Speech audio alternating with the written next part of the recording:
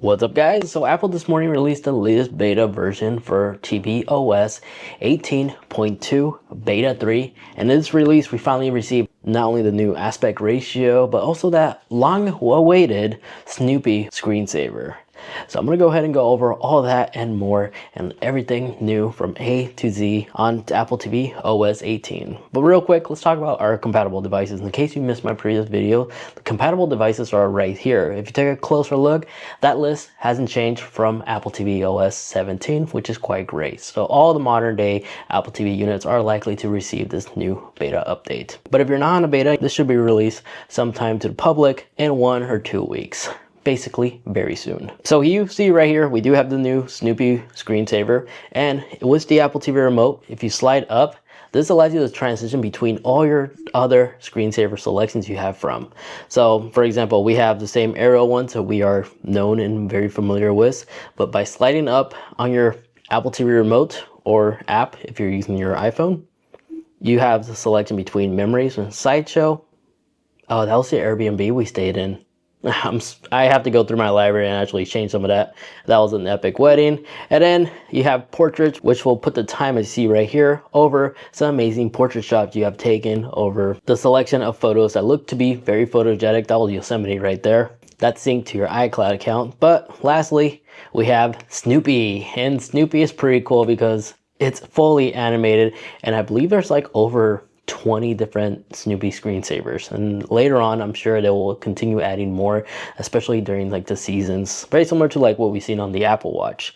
But then it doesn't just end here. You see, if we go into your settings and go into screensaver, here you can go into the portraits as an example. If you scroll down where it says memory and slideshows, you can select a specific album if you've created one.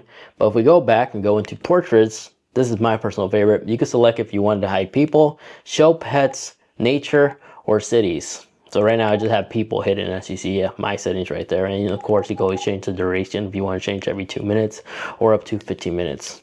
But now let's go back to our homepage, because a feature that was tested on tvOS 17 but then got removed and got placed back on can be located in Apple Music. If we select like a song real quick, like a random like playlist station, we're just gonna hit play. As you see on the bottom right corner, you have the ability to share play, which means anybody in your household who has access to this QR code can scan this and they could continue adding music to the play next list. Very similar to like CarPlay, you are now able to do this on the Apple TV. So anybody could be the DJ. And no, this does not mean you need to have a Apple Music subscription. Only the household that's linked to the Apple TV needs a subscription, so your friends, they don't need to have Apple Music to have access to this endless library. But then it doesn't just end there. You see right next to that is karaoke. Well, right above it. You can do karaoke by just vocals. It works by connecting the microphone and pairing it to the Apple TV on your iPhone. So you'll be singing directly to your iPhone as if it's a microphone. And then it also supports camera continuity, where it'll create like cool animations when you select over here and connect the iPhone camera or an iPad, and you'll be able to have like visual effects, and it's pretty fun. Now, if we exit out here, another new feature is Siri. You see, Siri is now offloaded supported. So Siri is now able to be offloaded on the Apple TV itself, so it doesn't have to solely rely on internet. Just real quick, if you could take 2 seconds to hit that like button, a like, that'd be truly appreciated, because I like to keep my videos powered by you guys, the viewers, not integrated brand or ads, sponsorships like you typically see on other videos. I'm kind of getting personally sick and tired of that, which is why I like to keep my videos free from that and just give you a better YouTube viewing experience. So do hit that like button if you do appreciate it, and I'll continue doing that. Now, another place you can find a new improvement is in the photo application. The photo app got a new overhaul where it's an actual proper music library now, where it's synchronized with your iCloud. You can search from album, your shared album with other people in the family, and by selecting one will give you the ability to basically start a slideshow. Now, when watching movies like from Apple TV and we start Ted Lasso, I personally don't watch Ted Lasso. I just know this is one of the promos that Apple constantly promote on Apple TV Plus. Let me know in the comments if this is a good series or not, or I should give it a chance. But if you look here, there's now this new tool, and this is basically your dialogue enhancer, as you could boost the enhancement in the dialogues. And if you look back here, you can also reduce the background sound as well. Now, this isn't anything new. I've seen this in the past done on other third-party like soundbars, like the Sonos ones is my experience with these. So it has a very similar experience, but I noticed the vocals are much more enhanced and louder, almost as if I'm wearing like AirPods with transparency mode enabled. It's kind of like that. I'm quite surprised Apple was able to pull this off, and it works really well. But that's the audio enhancement booster preview right here. Other new changes can be the on-site ability, where whenever you're watching like a movie and they're playing, or even a TV show and they're playing like background music, it can actually show you what song is playing, more information on the song, the track, as well as the actors in those clips.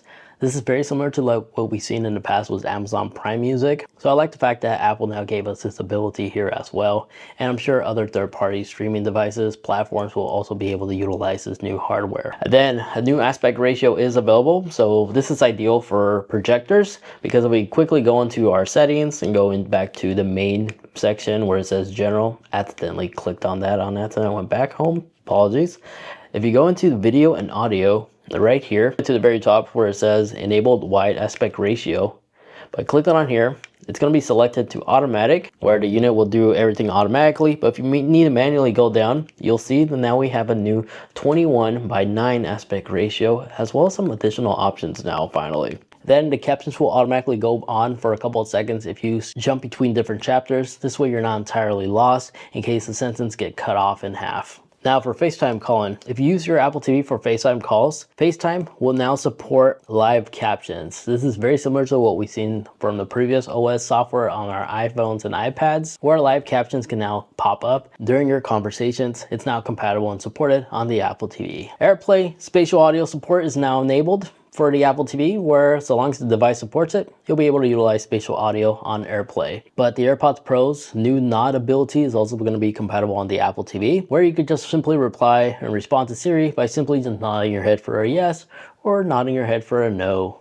And then lastly, another massive change can be located in the Fitness app, as the Fitness app, from my understanding, has been fully redesigned. There says to be more library of videos to choose from, and when I was looking at it earlier, oh, sorry, I didn't mean to do that. There we go. There is a lot of new videos available, and supposedly there's a new personalization ability. Now, the reason why I'm saying supposedly, because I'm not a person that personally uses Apple Fitness Plus, so I'm not sure what's new, what they actually changed in here. But if you see anything that's interesting here, feel free to comment down below and point it out for me, because I'm not a subscriber. But I really would like to know how many of you guys actually do use this, because what I typically do is just look up YouTube videos. But again, let me know in the comments how many of you guys actually do use Apple Fitness Plus and how many of you guys don't. I'm curious to know what's the ratio really like in the real world. But yeah, those are a handful of new features that Apple finally added for tvOS 18, which was kind of a very unorganized and sloppy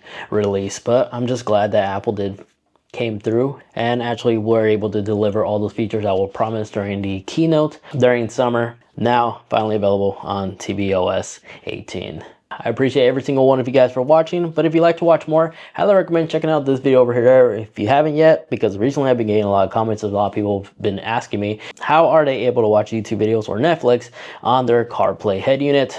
That video, I go through the device, how I was able to accomplish all that. Thank you so much for watching.